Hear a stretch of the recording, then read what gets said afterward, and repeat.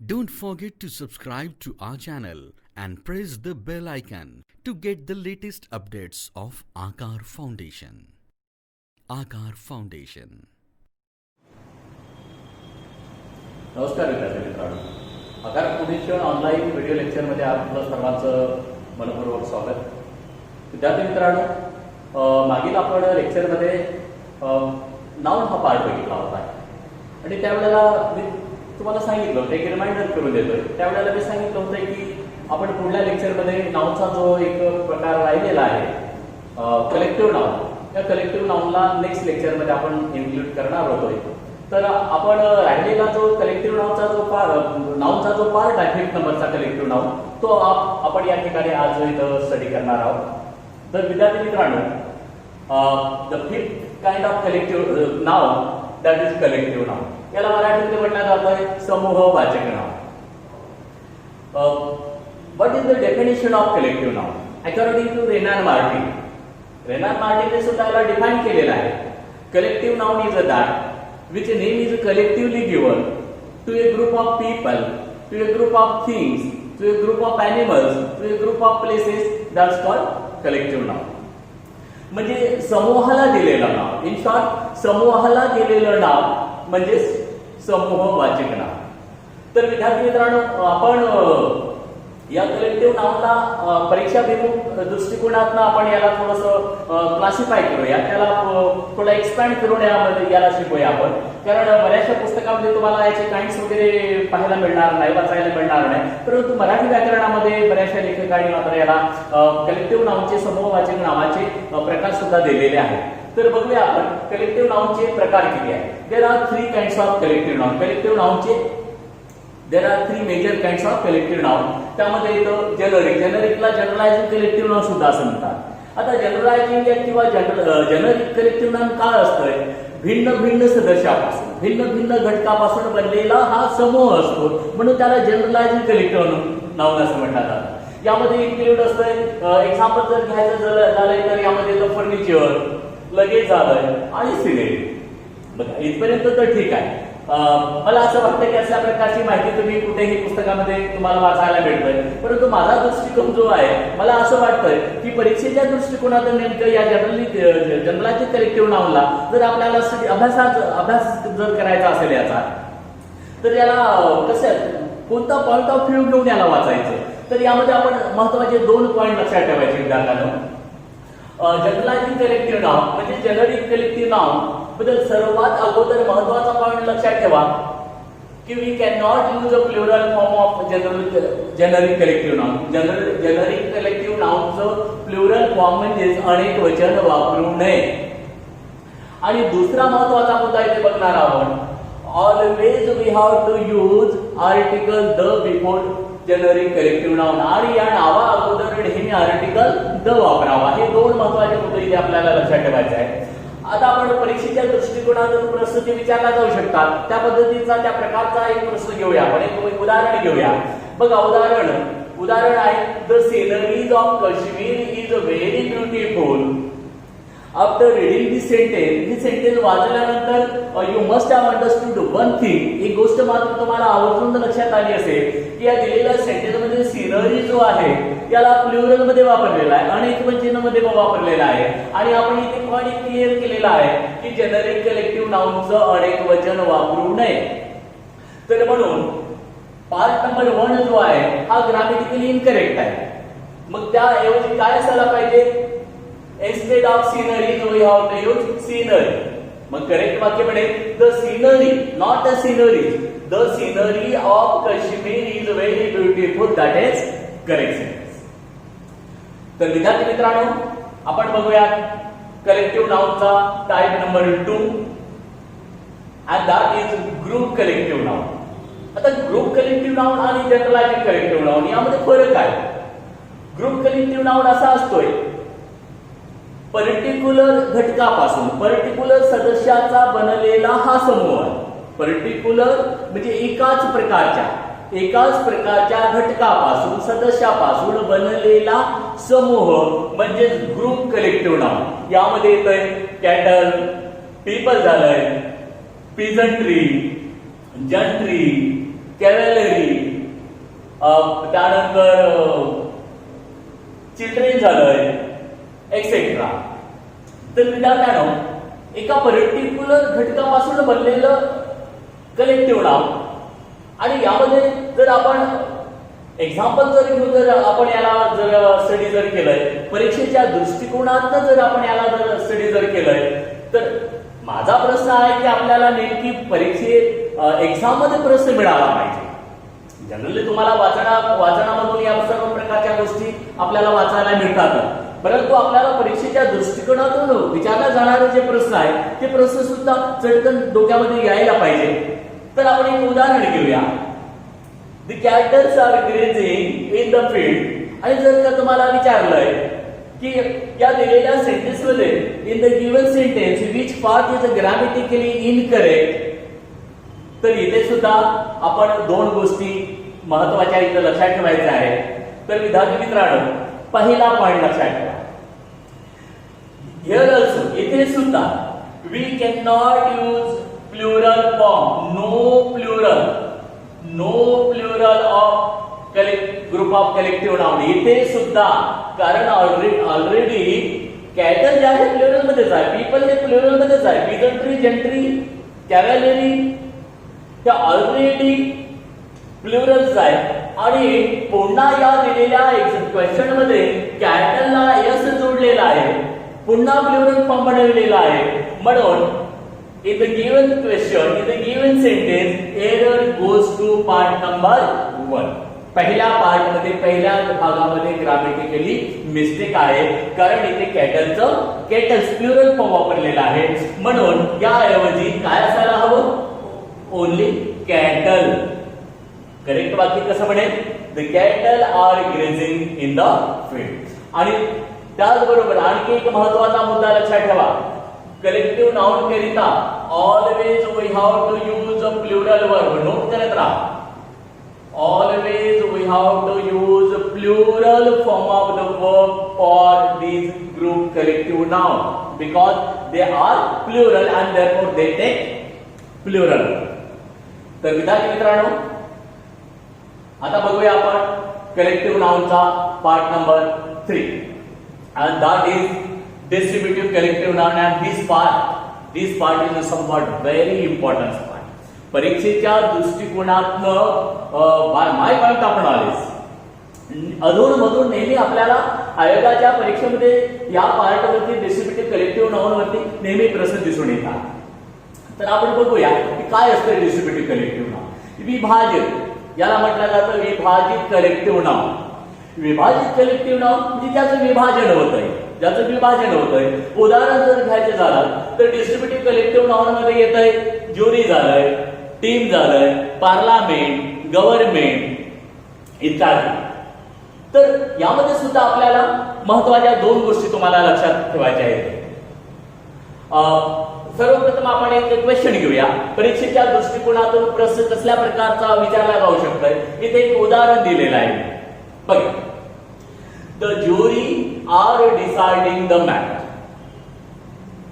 and find out the grammatically incorrect part in the given sentence. So dear students, after reading this sentence, you must have understood one thing. The jury are deciding the matter in the given sentence. Error goes to part number 2. आता तुम्ही म्हणाल कशी?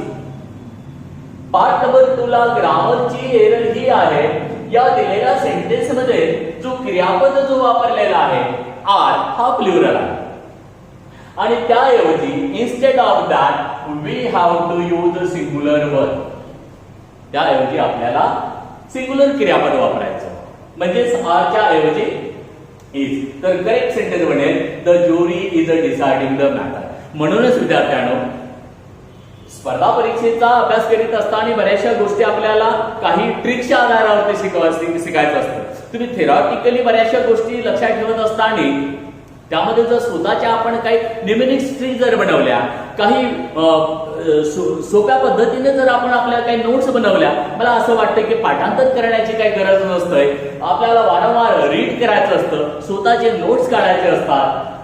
तर यामध्ये महत्वाच्या दोन point इथे सुद्धा आपण लक्षात ठेवायचं आहे. डिस्ट्रिब्युटिव्ह कलेक्टिव्ह नाउन ऑलवेज टेक्स यामध्ये सिंगुलर वर्ब आणि याकरिता प्लुरल वर्ब सुद्धा वापरल्या जातात. पुन्हा लक्षात ठेवा, distributive collective noun takes singular verb as well as plural verb. याकरिता सिंगुलर एकवचनी क्रियापद सुद्धा वापरल्या जात आहे आणि याकरिता अनेक वचन सुद्धा क्रियापद वापरल्या जात आहे. आता तुम्ही म्हणाल की सर या ठिकाणी तर ऑलरेडी आर ही प्लुरल वर्ब आहे, मग करेक्ट असायला पाहिजे होतं, परंतु त्यामध्ये सुद्धा काही कारण असेल.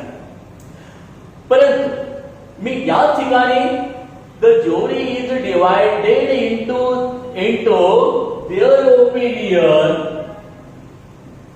The jury is divided into their opinion या दिलेल्या सेंटेन्स मध्ये मात्र मी म्हणे error goes to part number B2 instead of is we have to use are. या दिलेल्या सेंटेन्स मध्ये मात्र इजच्या ठिकाणी आरचा वापर करावा. आता तुम्ही विचार करा की सर अगोदरच्या सेंटेन्स मध्ये आर होतोय तर त्या ठिकाणी इजचा वापर केलाय आणि दुसऱ्या उदाहरणामध्ये इजच्या ऐवजी आरचा वापर केला. याचं कारण काय असू शकतंय? महत्वाची गोष्ट लक्षात ठेवाय. मी का बोलतोय की या डिस्ट्रीब्युटिव्ह कलेक्टिव्ह नाउन मध्ये तुम्हाला एखादा तरी प्रश्न आयोगाच्या परीक्षेमध्ये दिसून येतच, म्हणून हा अगदी महत्वाचा पॉइंट आहे. तर यामध्ये लक्षात ठेवायचं, मी ट्रिक देतोय इथे आणि सर्वांनी ट्रिक ही नोट करायची. जर का दिलेल्या सेंटेन्स मध्ये जर आपल्याला विभाजन दिसून येतोय, म्हणजे डिव्हिजन म्हणा, डिवायडेड हा वर्ड दिसून येतोय, डिव्हिजन वर्ड हा दिसून येतो, किंवा सेपरेशन किंवा सेपरेटेड हा वर्ड दिसून येतोय, किंवा यामध्ये नॉट युनायटेड हा शब्द जेव्हा दिसून येतोय, जर का या दिलेल्या सेंटेन्स मध्ये देअर टीचे आयार देअर असल्या प्रकारचं सर्वनाम दिसून येतोय, किंवा दिलेल्या सेंटेन्स मध्ये देमसेल्फ असल्या प्रकारचं जर सर्वनाम दिसून येत असेल तर मी अगदी थोडक्यामध्ये तुम्हाला खूप कन्फ्यूज न करता अगदी तुम्हाला एक हिंटच्या आधारे तुम्हाला म्हणजे या डिस्ट्रीब्युटिव्ह कलेक्टिव्ह नाउन करिता सिंगुलर क्रियापद कधी केव्हा वापरावे आणि प्लुरल क्रियापद कधी केव्हा वापरावे याकरिता मी हिंट सांगत आहे तुम्हाला. पुन्हा ऐकून घ्या. जर का दिलेल्या सेंटेन्स मध्ये डिवायडेड म्हणजे डिव्हिजन विभाजन, सेपरेटेड असू शकतं सेपरेशनची, किंवा नॉट युनायटेड टीएची आयआर देअर असल्या प्रकारचं सर्वनाम, देमसेल्फ हे शब्द आपल्याला इशारा करतात, आपल्याला हिंट देतात की या दिलेल्या सेंटेन्स मध्ये वापरला गेलेला जो डिस्ट्रीब्युटिव्ह कलेक्टिव्ह नाउन जो आहे तो एक प्लुरल म्हणून कार्य करीत आहे. And therefore in that condition it takes plural verb. आणि असल्या कंडिशन मध्ये मात्र हे जे नाव जे आहे डिस्ट्रीब्युटिव्ह कलेक्टिव्ह नाव जे आहे हे नेहमी काय करतात, प्लुरल वर्ब घेतात. आणि पहिल्या उदाहरणामध्ये बघा, द ज्युरी आता इथे युनिट मध्ये कार्य करीत आहे. ज्युरी एक घटक म्हणून कार्य करत आहे, युनायटेड म्हणून कार्य करत आहे, म्हणून या ठिकाणी आपण क्रियापद हा वापरलाय, इज वापरलाय. परंतु या दिलेल्या सेंटेन्स मध्ये इथं विभाजन दिसून येत आहे आणि विभाजन दिसून आलंय म्हणजे आपल्याला एक कीवर्ड दिसून आला आहे डिवायडेड. आणि काय म्हटलंय मी, जेव्हाही दिलेल्या सेंटेन्स मध्ये डिवायडेड झालंय, नॉट युनायटेड झालंय, देअर झालंय किंवा देमसेल्फ झालं असल्या प्रकारचे शब्द जेव्हा जेव्हा सेंटेन्स मध्ये दिसून येईल तेव्हा मात्र या डिस्ट्रीब्युटिव्ह कलेक्टिव्ह नाउन करिता क्रियापद जो वापरावा तो नेहमी प्लुरल वापरावा, अन्यथा सिंगुलर क्रियापद वापरावा. तर अशा प्रकारे विद्यार्थ्यांनो नाउनचे आपण 5 चॅप्टर बघितलेले आहेत आणि आपण लगेच यानंतर प्रोनाउनचं चॅप्टर सुरू करणार. तर विद्यार्थी मित्रांनो, पार्ट्स ऑफ स्पीचचा दुसरा अगदी महत्वाचा पार्ट जो आहे तो आहे pronoun. And now let's study the second type of parts of speech, and that is a pronoun. Pronoun ला मराठीमध्ये काय म्हटलं जात आहे, सर्वनाम.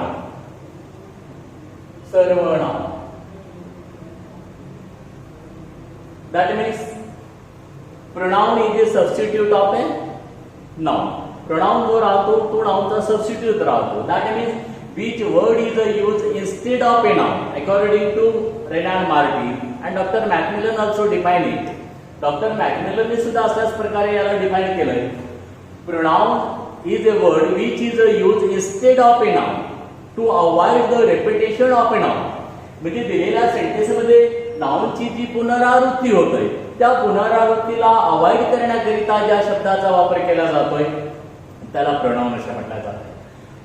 तो जर यामध्ये आपण प्रोनाउनचे प्रकार बघूया. इथे नामाऐवजी वापरले जाणारे शब्द मागील आपण पहिल्या लेक्चरमध्ये थोडं डिस्कशन केलं होतं की आपण प्रोनाउनचा वापर का करतोय. अगदी थोडक्यामध्ये आपण तिथे सुद्धा काही डिस्कशन केली होती. आजच्या या लेक्चरला आपण प्रोनाउनचे काइंड्स बघूया. तर विद्यार्थी मित्रांनो, there are 9 kinds of pronoun. सर्वनामाचे एकूण 9 प्रकार आहेत. त्यामध्ये येतंय personal pronoun, demonstrative pronoun, indefinite pronoun, interrogative pronoun, relative pronoun, reciprocal pronoun, distributive pronoun, reflexive pronoun आणि एम्फॅटिक प्रोनाउन. अशा प्रकारे प्रोनाउनचे there are 9 kinds of pronoun. तर विद्यार्थी मित्रांनो, यापैकी प्रोनाउनचा जो पहिला जो प्रकार आहे तो आहे personal pronoun and let us study it. आपण पर्सनल प्रोनाउन बद्दल माहिती बघूया. त्याकरिता आपल्याला पर्सनल प्रोनाउन मध्ये कोण येतात, जसं की आय झालंय, we, you, he, she, it. परंतु याचबरोबर आपल्याला त्या पर्सनल प्रोनाउनचे केसेस, सब्जेक्टिव्ह केस आणि ऑब्जेक्टिव्ह केस, म्हणजे परीक्षेच्या दृष्टिकोनातून तुम्हाला जर प्रश्न हवे असेल, जेणेकरून एक्झाम मध्ये विचारला जाणाऱ्या प्रश्नाचं उत्तर आम्हाला जर अपेक्षित असेल तर आपल्याला त्या पद्धतीने सुद्धा त्याचे स्टडी करणं सुद्धा तेवढं गरजेचं आहे. तर विद्यार्थ्यांना आपण पर्सनल प्रोनाउन चे आपण विभाजन करूया. पर्सनल प्रोनाउन सब्जेक्टिव्ह केस मध्ये वापरला जातोय आणि ऑब्जेक्टिव्ह केस मध्ये वापरला जातो. या ठिकाणी आपण 2 केस बघूया. Subjective case of personal pronoun and objective case of personal pronoun. जसं सब्जेक्टिव्ह केस मध्ये म्हटलं जातंय आय झालंय, we, you, he, she, he and they. म्हणजे बिफोर आणि वर ज्या सर्वनामाचा वापर क्रियापदाचा कर्ता म्हणून केला जातोय, म्हणजे कर्त्याच्या क्रियापदाच्या अगोदर वापरला जातोय. क्रियापदाच्या अगोदर वापरणे म्हणजेच त्या क्रियापदाचा तो ऍज ए डुअर म्हणून कार्य करतोय, म्हणजे कार्य करणारा कर्ता म्हणून कार्य करतोय. तेव्हा प्रोनाउन हा नेहमी सब्जेक्टिव्ह केस मध्ये वापरला जातो. दुसरी बाजू जर बघितलं तर पर्सनल प्रोनाउनचा ऑब्जेक्टिव्ह केस मध्ये वापर सुद्धा होतोय. यामध्ये जसं की मी झालंय, अस, यू मात्र सब्जेक्टिव्ह केस मध्ये सुद्धा यूज वापरला जातोय आणि यूचे ऑब्जेक्टिव्ह केस सुद्धा यूज आहे. यामध्ये हिम झालं, हर झालं किंवा दे, अशा प्रकारे ही जी सर्वनामे आहेत ही सर्वनामे ऑब्जेक्टिव्ह केस मध्ये मोडल्या जातात.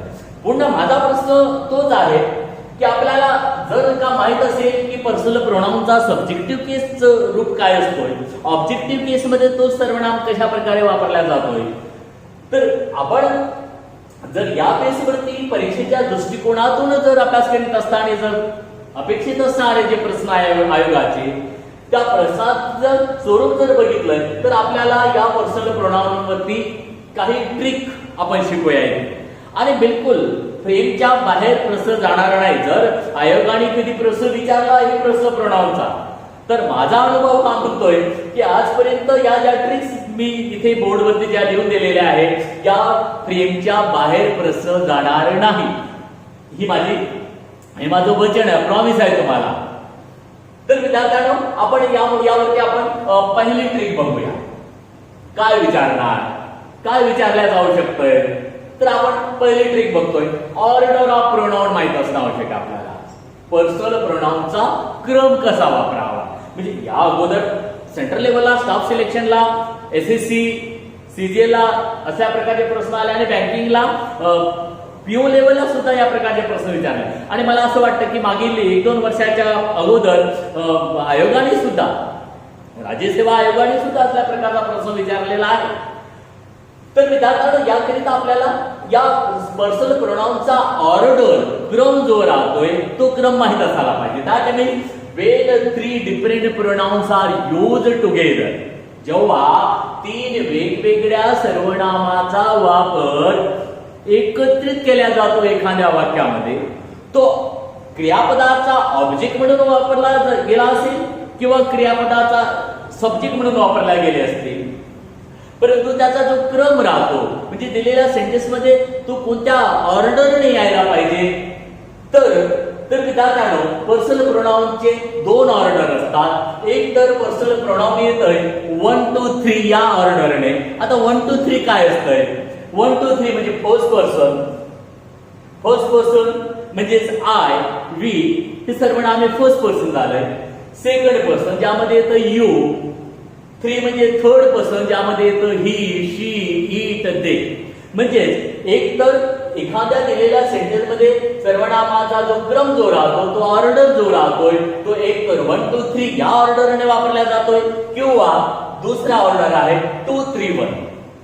2 3 1 म्हणजे सेकंड पर्सन, थर्ड पर्सन किंवा आणि फर्स्ट पर्सन या दोन क्रमाने तीन सर्वनामाला जेव्हा सेंटेन्स मध्ये वापरल्या जातोय तो या क्रमाने वापरला जातोय. तर विद्यार्थी मित्रांनो, बिलकुल अगदी सोप्या पद्धतीने आपण या पॉइंटला सुद्धा, या ट्रिकला सुद्धा एका उदाहरणाच्या द्वारे आपण समजून घेण्याचा प्रयत्न करू.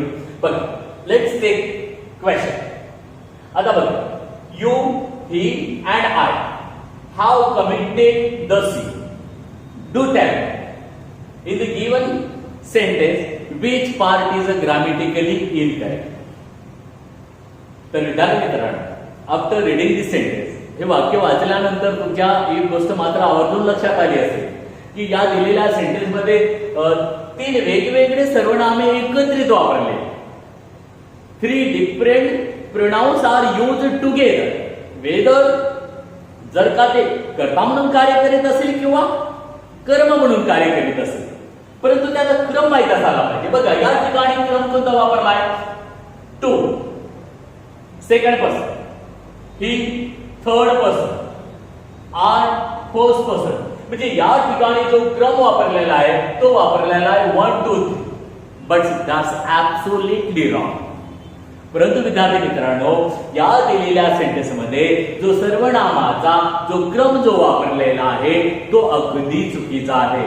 म्हणून मी म्हणेल, in the given sentence error goes to part number 1. का बरं? इन्स्टेड ऑफ दॅट, या क्रमाच्या ऐवजी, या ऑर्डरच्या ऐवजी आपल्याला ऑर्डर जो वापरायचा होता तो वापरायचा होता 1 2 3. म्हणजे या ठिकाणी आय, यू आणि ही 1 2 3 हा ऑर्डर वापरायचा. You will think that sir why we should use this order. का बरं हा क्रम वापरायचा?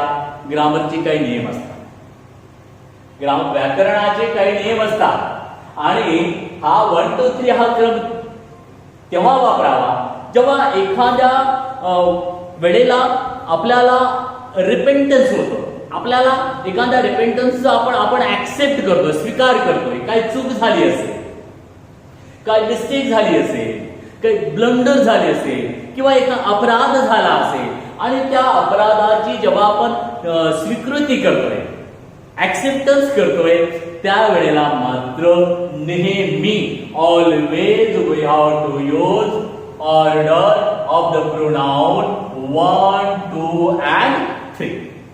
म्हणून या दिलेल्या सेंटेन्स मध्ये are, you and he have committed the sin, that is the correct sentence. Okay, आता तुम्ही म्हणाल की सर मग 2 3 1 हा ऑर्डर कधी वापरायला?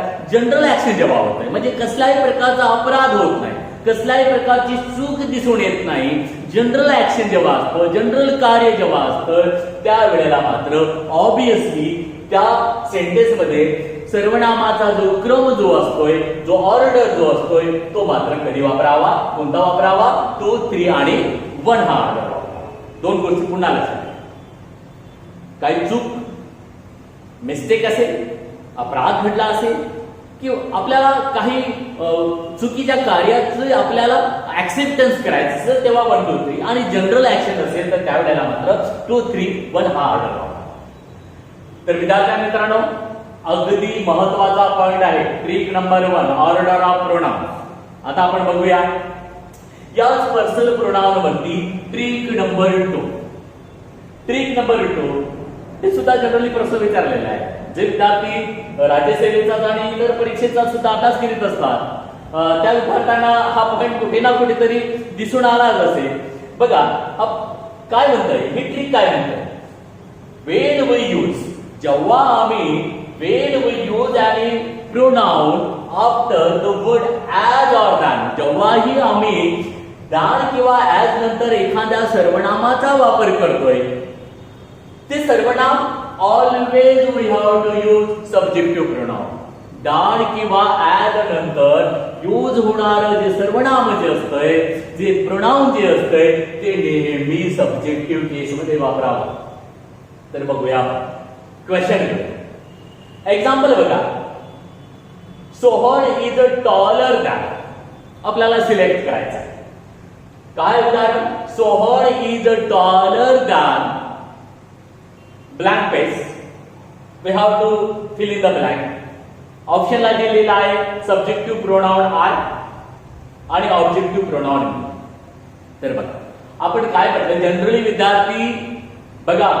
जनरली विद्यार्थी कम्फर्टेबल जे वाक्य समजतात ना, बरेचसे विद्यार्थी या असल्या लहान मोठ्या प्रश्नामध्ये मिस्टेक करतात. त्यांना वाचताना किंवा रीड करताना लिहिताना त्यांना अगदी बरोबर वाटतंय, Sohan is a taller than me. But that's absolutely wrong.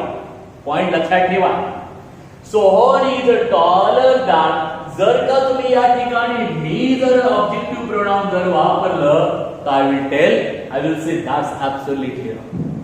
Instead of that, we have to use subjective pronoun. आणि त्याऐवजी नेहमी as किंवा than नंतर after the word as or than always we have to use subjective pronoun, and therefore instead of me we have to use I. तर correct वाक्य काय बनेल, Sohan is a taller than I. Okay, got it student? Now let's study trick number 3, personal pronoun. बस आपण trick लक्षात ठेवा, note करून घे. चला ट्रिक नंबर 3 अगदी महत्वाच्या हिंट्स आहेत. त्या फ्रेमच्या बाहेर प्रश्न जाणार नाही, मी वारंवार सांगित आहे. ट्रिक नंबर 3 काय म्हणतंय, whenever you will go to use any pronoun after the word let, but, like, except or any preposition except of ला सोडून. पुन्हा मराठी लँग्वेजच्या विद्यार्थ्यांनी सुद्धा लक्षात ठेवा, जेव्हाही आपण दिलेल्या सेंटेन्स मध्ये लेट झालंय, बट झालंय, लाईक, एक्सेप्ट किंवा कुठलाही प्रेपोजिशन. आता प्रेपोजिशन काय असतंय, आपण पहिल्याच लेक्चरमध्ये आपण थोडंसं डिस्कशन केलेलं आहे प्रेपोजिशन बद्दल. तर प्रेपोजिशन नंतर सुद्धा वापरलं जाणार जे प्रोनाउन जे राहतंय, ते pronoun always we have to use objective pronoun. नेहमी ऑब्जेक्टिव्ह प्रोनाउनचा वापर केला जातोय. पुन्हा नोट करून घ्या, मी काय म्हटलंय, ऑफला सोडून ऑफ नंतर ऑब्जेक्टिव्ह प्रोनाउनचा वापर केला जात नाही. This point is to be noted. Okay, एक्झाम्पलच्या द्वारे आपण समजण्याचा प्रयत्न करूया. So dear students, let's take examples. Everybody except we are getting the signal. जर का एखाद्या रेव्हेन्यूवर येईल का, जसंही दिलेल्या सेंटेन्स मध्ये लेट, बट, लाईक, एक्सेप्ट किंवा प्रेपोजिशनच्या नंतर जर का तुम्हाला प्रोनाउन दिसलाय की बिलकुल थांबायचं, किंवा आपल्याला प्रोनाउनचा जरी वापर करायचा असेल, असल्या प्रकारचे हिंट जे शब्द असतात यानंतर जर प्रोनाउन वापरायचा, तर we are getting the signal from the word accept and you know very well that. आणि तुम्हाला चांगल्या प्रकारे माहित झालंय आता की या शब्दानंतर वापरलं जाणारं प्रोनाउन हे ऑब्जेक्टिव्ह वापरलं जातंय. म्हणजे ऑब्विसली जर का आपल्याला या दोन सर्वनामापैकी एखादा जर वापर करायचा असेल, जनरली एक्झाममध्ये कॉमन एरर मध्ये किंवा चुकीच्या वाक्यामध्ये काय वापरलं जात आहे, ही वगैरे वापरल्या जात आहे आणि असल्या प्रकारचे प्रश्न आपल्याला दिले जातात. परंतु विद्यार्थ्यांना नोट करून ठेवायचं, एक्सेप्ट नंतर येणारं प्रोनाउन हे नेहमी काय वापरावं? Objective pronoun. हिमच नव्हे तर या ठिकाणी असणारे जेवढेही ऑब्जेक्टिव्ह प्रोनाउन, मी झालं, अस झालं, हिम झालं, हर झालं, देम, असल्या प्रकारचे ऑब्जेक्टिव्ह प्रोनाउन वापरले जातात. आणि म्हणूनच करेक्ट वाक्य बनेल एव्हरीबडी एक्सेप्ट हिम. वाचण्याचा सुद्धा एक प्रकार राहतो. एव्हरीबडी एक्सेप्ट ही न वापरू, एव्हरीबडी एक्सेप्ट ही असं न वापर. Everybody except him was present, that is grammatically correct sentence. तर विद्यार्थी मित्रांनो, तर आपण पर्सनल प्रोनाउनचा 14 नंबरची ट्रिक बघित आहे. Let's study trick number 4. आणि ही सुद्धा फार महत्वाची ट्रिक आहे. यावरती सुद्धा अधूनमधून प्रश्न विचारले गेलेले आहेत. आयोगाच्या द्वारे विचारले जात आहेत. बँकिंग मध्ये सुद्धा विचारले गेले. एसएससी स्टाफ सिलेक्शन लेवलला सीजेलला सुद्धा असल्या प्रकारचे प्रश्न विचारले गेले. तर बघूया ट्रिक नंबर 4 काय समजून घ्यायचं. इट इज किंवा it was. whenever you will across the word it is or it was, and after this keyword whenever you will go to use any personal pronoun, आणि जेव्हाही दिलेल्या सेंटेन्स मध्ये it is किंवा it was नंतर जर का personal प्रोनाउनचा वापर जर करायचा असेल तर पुन्हा माझा प्रश्न तोच, तो पर्सनल प्रोनाउन सब्जेक्टिव्ह मध्ये असावा किंवा ऑब्जेक्टिव्ह मध्ये असावा. आपण एक उदाहरण घेऊया. एक्झाम्पल, इट इज अ मी. सीजेला विचारलेला प्रश्न, एसएससी सीजेल लेवलला. It is a me who have done this work. आता चढतर काही गोष्टी लक्षात येत नाही रे बाबा. जर का आपल्याला असल्या प्रकारच्या प्रत्येक पॉइंट वरती, घटकावरती काही ट्रिक्स जर आपण जर कलेक्ट केल्या तर मला असं वाटतं की आयोगाद्वारे कितीही ऑफ लेवलचा जरी प्रश्न विचारला तरी मला असं वाटतंय की सहजपणे आपल्याला त्या प्रश्नाचं उत्तर देता येतं. बघूया example. It is a me who have done this work and we have to find the grammatically error in the given sentence. So dear guys, कुठे दिसते? It is a me. Obviously, in the given sentence, first part is grammatically incorrect. पहिला जो part आहे तो grammatically incorrect आहे, कारण अगोदरच आम्हाला इथे हिंट मिळालेली आहे. कारण इट इज किंवा इट वॉज इथे सिग्नल देत आहे आपल्याला, हिंट मिळत आहे इट इज. इट इज असो या इट वॉज असो, यानंतर वापरलं जाणारं सर्वनाम जे आहे ते नेहमी सब्जेक्टिव्ह प्रोनाउन वापरावं. आणि तुम्हाला माहितच आहे मी जो आहे तो ऑब्जेक्टिव्ह प्रोनाउन आहे आणि त्याऐवजी instead of that we have to use subjective pronoun. आणि म्हणूनच करेक्ट सेंटेन्स बनेल it is I. Correct sentence का बनेल? It is I who have done this work. That is the correct sentence. Okay.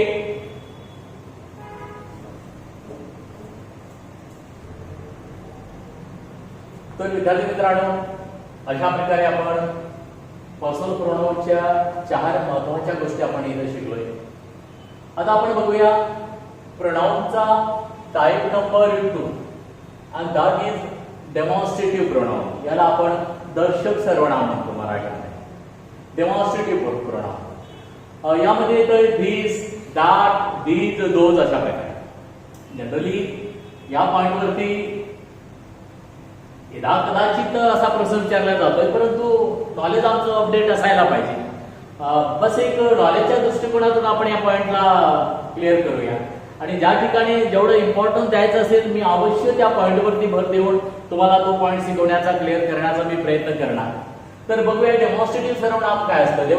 म्हणजे कधी तुम्हाला विचारलंय की डेमॉन्स्ट्रेटिव्ह सर्वनामाचा प्रकार कोणता, म्हणजे हा शब्द जो आहे हा सर्वनामाचा कोणता प्रकार आहे त्याकरिता ही माहिती आवश्यक आहे. तुम्हाला डेमॉन्स्ट्रेटिव्ह प्रोनाउन एखाद्या दिलेल्या वाक्यामध्ये डेमॉन्स्ट्रेटिव्ह प्रोनाउन वापरलं किंवा वापरलं नाही किंवा एखाद्या ऑप्शन मध्ये जरी दिलं तर ते तुम्हाला ओळख असायला पाहिजे. तर धीस झालंय, दॅट झालंय, दीज, दोज. आणि यामध्ये आणखी आपण काही महत्वाचे पॉईंट इथं लक्षात ठेवूया. महत्वाची गोष्ट ही धीस आणि दॅट. धीस आणि दॅट या डेमॉन्स्ट्रेटिव्ह सर्वनामानंतर एकतर क्रियापद नाउन जर वापरायचं असेल तर नेहमी सिंग्युलर नाउन वापरावं. जसं की this book is a mine. Because this that it always take singular noun. आणि यानंतर आपल्याला क्रियापद जरी वापरायचं असेल तरी सुद्धा यानंतर क्रियापद सुद्धा नेहमी एक वचन म्हणजे सिंग्युलर क्रियापद वापरावं. जसं की for example this is my friend. Is जे आहे ते सिंग्युलर क्रियापद म्हणजे महत्वाच्या दोन गोष्टी लक्षात ठेवायचा. दिस आणि दॅट टेक सिंग्युलर नाउन आणि it also take singular noun. त्याचप्रमाणे दीज आणि दोज बद्दल जर आपण विचार केला तर दीज आणि दोज ही सर्वनामे जी आहे it always takes plural noun. यानंतर येणारं जे नाव जे राहतं, नाम जे राहतं, नामाचा शब्द जो राहतो, नाउनचा जो शब्द राहतो तो नेहमी प्लुरल वापरावा. जसं for example these books are mine. म्हणजे पहिल्या सेंटेन्स मध्ये आपण दिस इज माय बुक म्हटलेला आहे, परंतु या दिलेल्या sentence this books are mine and this book is mine यामध्ये फरक आहे. तर दीज आणि दोज नंतर नेहमी प्लुरल नाउन वापरावा आणि also it takes plural verb. आणि यानंतर येणारं क्रियापद सुद्धा नेहमी प्लुरल वापरावं. जसं उदाहरणार्थ these are my books. These is नाही वापरायचं, these are my books. These mistakes are made by the foreigners. These mistakes are made by the foreigners. Got it? तर अशा प्रकारे सर्वनामाचा प्रोनाउनचा दुसरा जो प्रकार आहे तो डेमॉन्स्ट्रेटिव्ह प्रोनाउन. मी अगोदरच सांगितलंय तुम्हाला जिथे मला इम्पॉर्टन्स काही पॉईंट जिथे नेहमी आयोगाच्या द्वारे प्रश्न विचारले जातात त्या प्रश्नावरती मी भर देणारच आणि ते ट्रेसनं चांगल्या पद्धतीने तिथे तुम्हाला ट्रिकच्या आधारे मी शिकवण्याचा प्रयत्न करेन आणि विद्यार्थ्यांना सोबतच तुम्हाला, कारण क्लास टीचिंग सर्वच पॉइंट क्लिअर करण्याचा आम्ही तर इथे प्रयत्न करीतच आहोत, परंतु सोबतच the secret of English grammar ही जी पुस्तक आहे ज्याचं लेखन मी केलेलं आहे, मी अगोदर सुद्धा सांगितलंय, ते पुस्तक अवश्य तुम्ही वाचा. इतरही पुस्तक वाचा तुम्ही, परंतु त्या पुस्तकाच्या जोडीला द सिक्रेट ऑफ इंग्लिश हे पुस्तक सुद्धा असू द्या. आणि मला विश्वास आहे की नक्कीच तुम्हाला आयोगाच्या परीक्षेमध्ये हे पुस्तक द सिक्रेट ऑफ इंग्लिश हे पुस्तक तुम्हाला अतिशय युजफुल ठरेल. आणि जेव्हा तुम्हाला तुमचा रिझल्ट येईल किंवा तुम्ही जेव्हा परीक्षेला अपियर व्हाल आणि जेव्हा तुम्हाला काही प्रश्न दिसेल त्यावेळेला तुम्हाला असं वाटेल की या प्रकारचे प्रश्न कुठेतरी वाचल्यासारखं वाटतात, या प्रकारच्या ट्रिक्स कुठे वाचल्यासारखे वाटतात आणि या गोष्टीची मी नक्कीच हमी देणार. तर विद्यार्थ्यांनो वळूया आपण प्रोनाउनचा तिसरा प्रकार अँड दॅट इज इनडेफिनिट, अनिश्चित सर्वनाम. आता इनडेफिनिट सर्वनामे ज्यामध्ये त्या नामाची निश्चितपणा नसते, त्यामध्ये येतंय जसं की शॉर्ट मध्ये वर्डवर येणारे शब्द. आता वर्ड लिहिलेला आहे, word everyone, no one, anyone, someone. आता इथे बडी लिहिलेला आहे. बडी म्हणजे काय नेमकी? Everybody, nobody, somebody, anybody, thing, everything, nothing, something या प्रकारचे शब्द. म्हणजे शॉर्ट मध्ये जर बघाल तर वनवर येणारे शब्द एव्हरीवन, एनीवन, बडीवरती येणारे शब्द everybody, nobody, somebody, anybody, thing वर येणारे शब्द दीज आर इनडेफिनिट प्रोनाउन. आणि यामध्ये सुद्धा महत्वाचा पॉइंट इथे मात्र मी ट्रेस देऊन शिकवणार. इथे मात्र आयोगाच्या द्वारे प्रश्न विचारला गेलेला आहे. तर विद्यार्थ्यांनो आपण एक क्वेश्चन घेऊया, उदाहरणाच्या द्वारे या पॉइंटला आपण शिकण्याचा प्रयत्न करू. कारण माझा नेहमीच तो प्रश्न राहतो केवळ शिकणं आणि परीक्षेच्या दृष्टीतून what to study for your competitive exam, that's my question. माझा प्रश्न तोच आहे, परीक्षेच्या दृष्टिकोनातून काय शिकायचं. तर उदाहरण घेऊया, everybody want to be happy. जर असल्या प्रकारचा प्रश्न आयोगाने विचारला आहे आणि जर का आपण या सेंटेन्स मध्ये जर इनकरेक्ट पार्ट आपल्याला शोधायचं जर सांगितलंय तर विद्यार्थ्यांनो सेंटेन्स रीड केल्यानंतर निश्चितच तुमच्या इथे सुद्धा काही गोष्टी लक्षात आल्या असेल.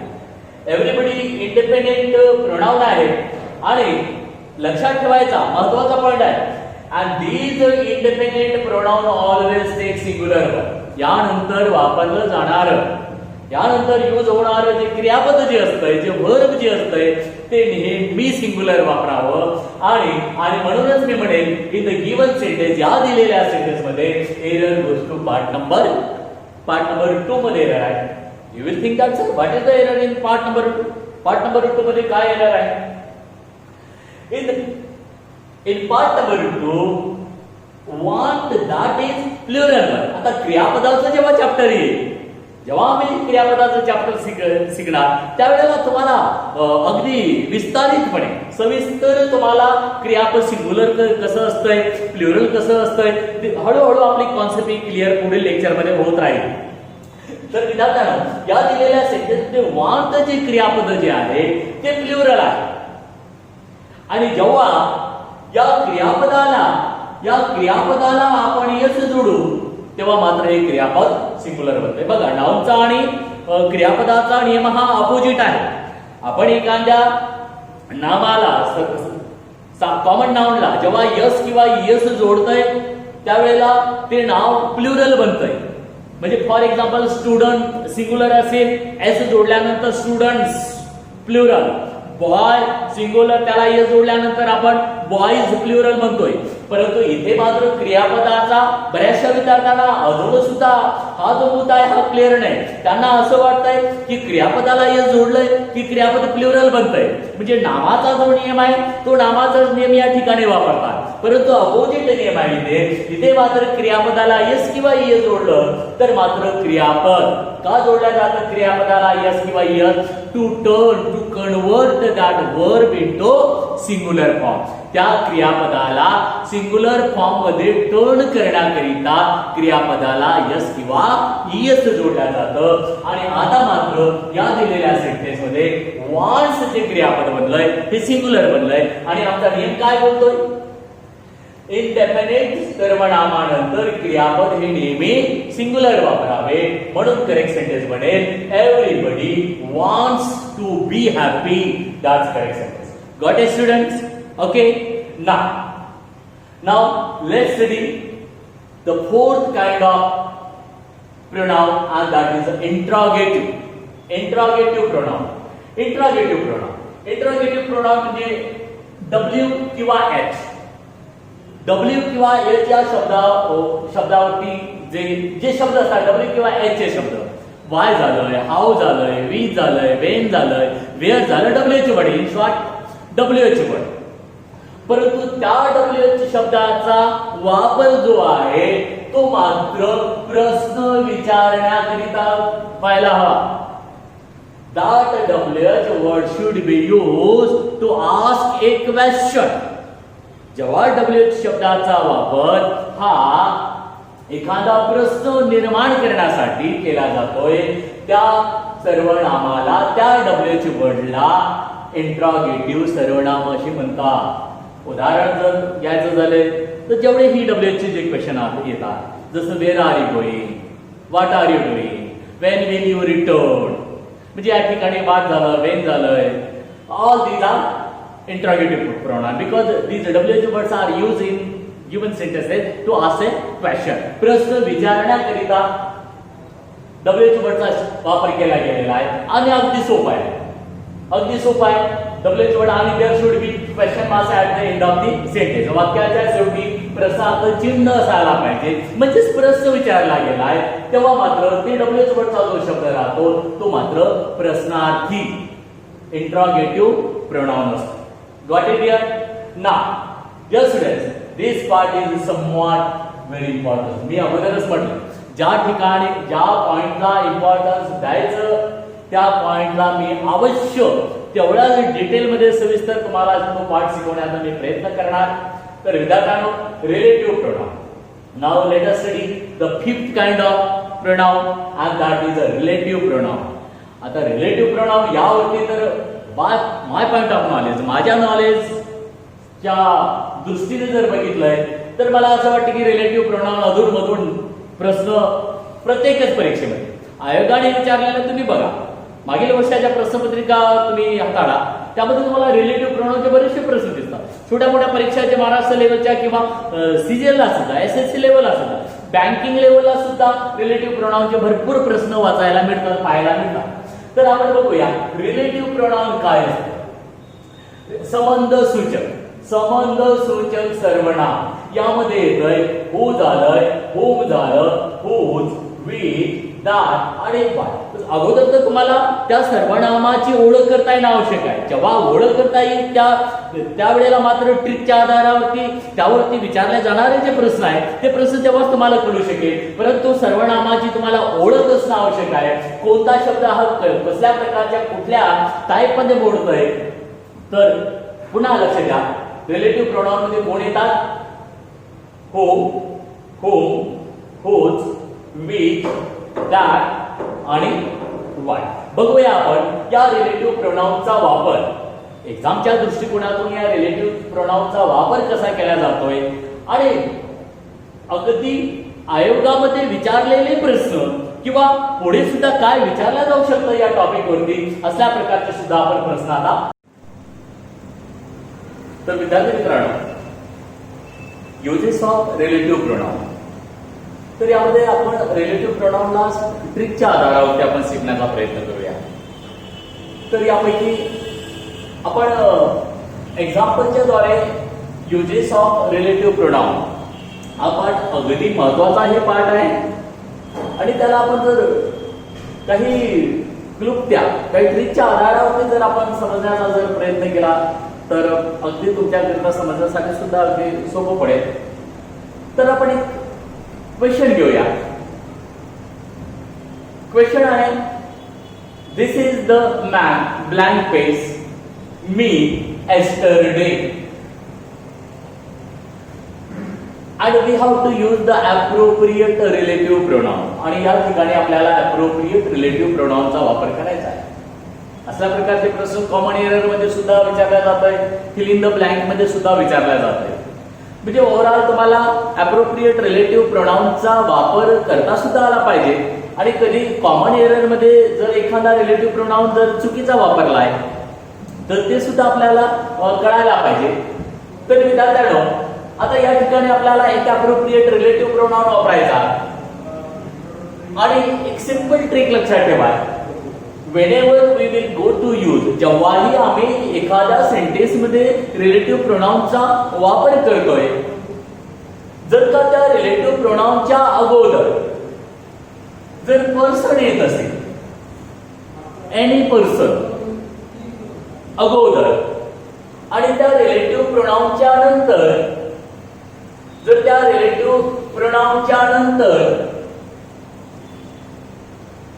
जर वर्ब येत असेल, रिलेटिव्ह प्रोनाउनच्या अगोदर पर्सन आणि राईट साइडला म्हणजे नंतर एखादं क्रियापद वर्ब वापरलं असेल, अशा ठिकाणी here the appropriate relative pronoun should be who. कशाचा वापर करावा? हूचा. बघा मग काय बनेल sentence, this is the man who met me yesterday. This is the man who met me yesterday. That is appropriate relative pronoun. महत्वाची गोष्ट लक्षात ठेवा. काय म्हटलंय? लेफ्ट साइडला पर्सन, राईट बाजूला नंतर एखादं कुठलंही क्रियापद. तर या ठिकाणी appropriate relative pronoun कोणतं वापरावं? हो. अगदी सोपं आहे. ट्रिक आपल्याला लक्षात ठेवायचं आहे. लेफ्ट आणि राईट बाजू, अगोदर पर्सन, राईटला वर्ब, रिलेटिव्ह प्रोनाउन होतो. त्याचप्रमाणे सेकंड ट्रिक बघा, लेफ्ट साइडला पर्सन आणि राईट साइडला म्हणजे रिलेटिव्ह प्रोनाउनच्या नंतर प्रोनाउन म्हणजे सर्वनाम जर येत असेल. उदाहरण बघा, this is the man, relative प्रोनाउनच्या अगोदर पर्सन आलेला आहे आणि या ज्या रिलेटिव्ह प्रोनाउनचा आपण वापर करणार त्या रिलेटिव्ह प्रोनाउनच्या नंतर प्रोनाउन आलेला आहे आणि या कंडिशन मध्ये जर का अगोदर पर्सन आणि राईट साइडला उजव्या बाजूला म्हणजे नंतर जर प्रोनाउनचा शब्द येत असेल, अशा ठिकाणी we have to use appropriate relative pronoun who. Got it dear? बघा मग काय म्हणेल sentence, this is the man whom I met yesterday. Appropriate relative pronoun whom. This is the man whom I met yesterday. That's right. Okay, and that is the use of whom. Dear students, now let's study the next use of relative pronoun. आता बघा, आपण पहिल्यांदा एक example घेऊया. इथे example आहे, this is the same man blank face I met yesterday. Generally जर आपण इथे जर नियम जर फॉलो जर केला आहे तर आपण काय म्हटलंय, अगोदर रिलेटिव्ह प्रोनाउनच्या अगोदर पर्सन आणि रिलेटिव्ह प्रोनाउनच्या नंतर प्रोनाउन येत असेल तर आपण अगोदरच्या नियमामध्ये बघितलं की इथे हुमचा वापर केला जातो. परंतु विद्यार्थ्यांनो, इथे जर का आपण हुमचा वापर केलाय, दॅट्स ऍब्सोल्युटली रॉंग. आणि असल्याच प्रकारचे प्रश्न आयोगाने विचारलेले जे प्रश्न आहे अगोदर आम्हाला जनरली कन्फ्यूज करणारे प्रश्न असतात. बघा, रीड करायला आम्हाला कम्फर्टेबल वाटतंय, this is the same man whom I met yesterday, but that's wrong. का बरं? We cannot use here whom. Instead of that we have to use relative pronoun that. इथे रिलेटिव्ह प्रोनाउन जो वापरला जातो तो दॅट वापरला जातो. यू विल थिंक सर काय कारण असू शकतंय? यामध्ये सुद्धा एक ट्रिक आहे. जेव्हाही आम्ही एखादा रिलेटिव्ह प्रोनाउन वापरतोय आणि त्या रिलेटिव्ह प्रोनाउनच्या अगोदर असणारा जो सेंटेन्सचा जो पार्ट जो राहतोय त्या पार्ट मध्ये जर ओनली, एनी, ओनली झालंय, एनी झालंय, फ्यू, लिटल, एनी, वन झालंय, नन झालंय, से असल्या प्रकारचे शब्द जर रिलेटिव्ह प्रोनाउनच्या अगोदरच्या पार्टमध्ये जर दिसून येत असेल तर त्या ठिकाणी ऍप्रोप्रिएट रिलेटिव्ह प्रोनाउन जो वापरला जातो अँड दॅट इज दॅट.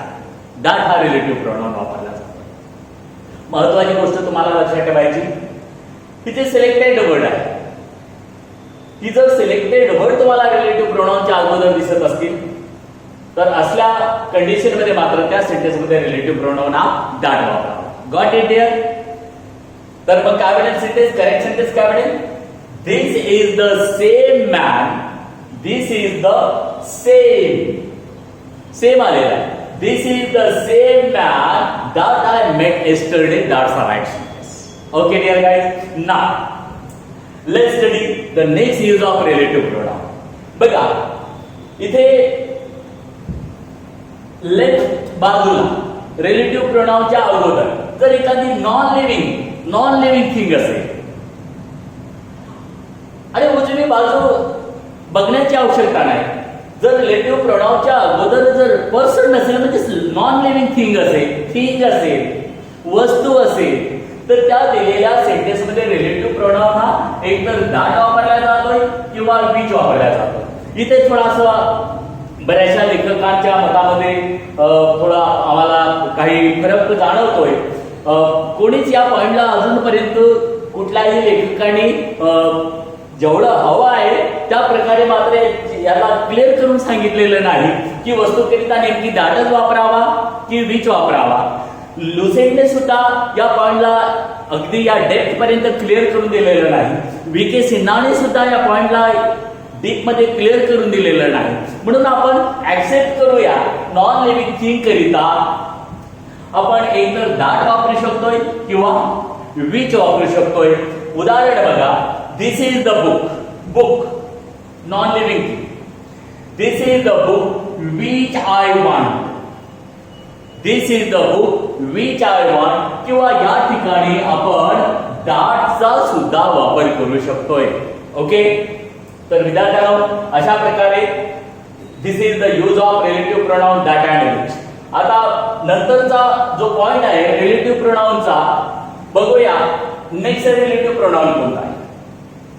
आपण रिलेटिव्ह प्रोनाउन न लिहिता अगोदर एक उदाहरण घेऊया आणि इथे प्रयत्न करूया इथे अप्रोप्रिएट रिलेटिव्ह प्रोनाउन कोणतं वापरला जाऊ शकतंय. बघा, एक्झाम्पल क्वेश्चन आहे, the women blank face bag is stolen is angry. The woman blank face bag is stolen is angry, and here we have to use the appropriate relative pronoun. Dear guys, यामध्ये सुद्धा एक महत्त्वाची trick लक्षात ठेवा. जेव्हाही आम्ही relative प्रोनाउनचा वापर करण्याला जातोय आणि त्या रिलेटिव्ह प्रोनाउनच्या अगोदर येणारा शब्द हा एखादा पर्सन असेल आणि नाउन असेल. तो पर्सन असो, नॉन लिव्हिंग थिंग असेल तरी चालेल, ॲनिमल असेल तरी चालेल, पर्सन असेल तरी चालेल, नॉन लिव्हिंग थिंग असेल तरी चालेल, ॲनिमल असेल तरी चालेल, म्हणजे नाउन असायला पाहिजे. आणि राईट बाजूला सुद्धा एखादा नाउनचा शब्द जर वापरला असेल, राईट बाजूला सुद्धा एखादा नाउनचा शब्द वापरला असेल, जसं बॅग हा नाउनचा शब्द आहे. अगोदर म्हटलं तर वुमेन हे पर्सन म्हणजे एक प्रकारे नाउनचा शब्द आहे. आणि असल्या कंडिशन मध्ये इथे मात्र ऍप्रोप्रिएट रिलेटिव्ह प्रोनाउन जे वापरल्या जात आहे ते वापरल्या जात आहे whose, and therefore correct relative pronoun will be whose. The correct sentence बनेल the woman whose bag is stolen is angry. Okay. आणि अशा प्रकारे विद्यार्थ्यांनो आपण रिलेटिव्ह प्रोनाउनला सुद्धा अगदी सोप्या पद्धतीने इथे आपण स्टडी करण्याचा प्रयत्न केलेला आहे. काही तुम्हाला डाऊट असेल, काही शंका असेल तर पुढील लेक्चरमध्ये आपण तुमच्या डाऊट्सला आपण क्लिअर करूया. परंतु तत्पूर्वी मला मागील आपण लेक्चर नंबर 2 जे घेतलंय त्या लेक्चर नंबर 2 मध्ये काही विद्यार्थ्यांनी कमेंट्स बॉक्समध्ये आपल्या प्रतिक्रिया किंवा त्या असणाऱ्या त्यांच्या ज्या क्वेरी आहेत त्या क्वेरी आम्ही रीड केल्या आहेत. आणि त्याचं उत्तर देत असताना नेक्स्ट लेक्चरच्या अगोदर ज्या विद्यार्थ्यांनी प्रश्न एक अरबाज पठाण मुंबईवरून एक विद्यार्थी आहे, त्या विद्यार्थ्यांची समस्या होती की ॲनिमल हा कॉमन नाउन आहे का किंवा नाही असल्या प्रकारचा प्रश्न विचारलाय. तर माझं म्हणणं आहे की animal that is a common noun, animal that is common noun. आणि सोबतच आणखी एका विद्यार्थ्याने प्रश्न विचारलाय की सर मेन्स करिता एमपीएससीच्या मेन्सची इंग्रजी या विषयाची तयारी करीत असताना ओकॅब करिता नेमकी कोणतं पुस्तक वापरावं. तर विद्यार्थ्यांना मी सांगू इच्छितोय the secret of English grammar जे लेखन केलं त्या पुस्तकाचं, आणि त्यामध्ये अगदी सिलेक्टेड ओकॅब खूप सारे असतात, परंतु हजारो ओकॅब पाठांतर करणे हे शक्य होत नाही. आणि त्या पुस्तकामध्ये the secret of English grammar या पुस्तकामध्ये आयोगाने विचारलेले काही शब्द तर आहेत, परंतु तुम्हाला माहित आहे आयोग काय करतोय की रिपीट विचारलेला शब्द हा पुन्हा रिपीट करायला थोडा मागे पुढे बघतोय, क्वचितच एखादा शब्द रिपीट होतो.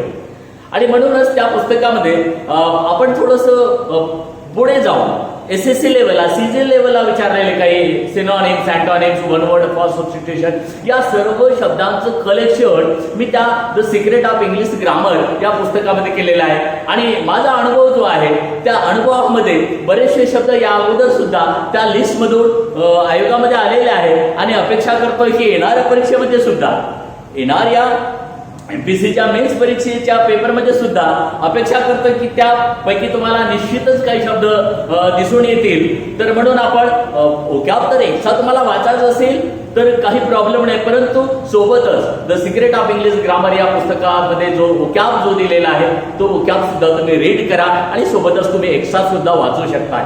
तर विद्यार्थ्यांनो आपण आतापर्यंत रिलेटिव्ह प्रोनाउनचे काही ट्रिक्स बघितले, युजेस बघितलेले आहेत. आणि अशा प्रकारे आपण रिलेटिव्ह प्रोनाउन या चॅप्टरमध्ये जवळपास आपण 5 टाइप्स इथे आपण कंप्लीट केलेले आहेत. आणि रिलेटिव्ह प्रोनाउनचे बाकी राहिलेला जो पार्ट जो आहे रिलेटिव्ह प्रोनाउनचे 4 टाइप्सचे बाकी जे आहेत त्या टाइप्सला सुद्धा आपण लेक्चर नंबर 4 मध्ये आपण समाविष्ट करूया. पार्ट नंबर त्याला प्रोनाउनचा पार्ट नंबर 2 म्हटला जाईल. आणि अवश्य लेक्चर नंबर 4 सुद्धा तुम्हाला प्रोनाउन हे चॅप्टर डिटेलमध्ये सविस्तरपणे आणखी जर तुम्हाला माहिती करून घ्यायची असेल तर रिलेटिव्ह या प्रोनाउन या चॅप्टरचे राहिलेले जे पार्ट आहे त्याकरिता आपण लेक्चर नंबर 4 सुद्धा जरूर अटेंड करा. आणि आगार फाउंडेशन द्वारा आयोजित YouTube ऑनलाईन लेक्चर सिरीज जे चालू आहे त्यामध्ये तुम्ही त्या चॅनलला सबस्क्राईब करा. आणि पुढील लेक्चर जे आहे जे आम्ही पुढील सिरीज जे चालवणार आहे त्या सिरीजचा सुद्धा तुम्हाला चांगल्या प्रकारे उपयोग होईल. धन्यवाद.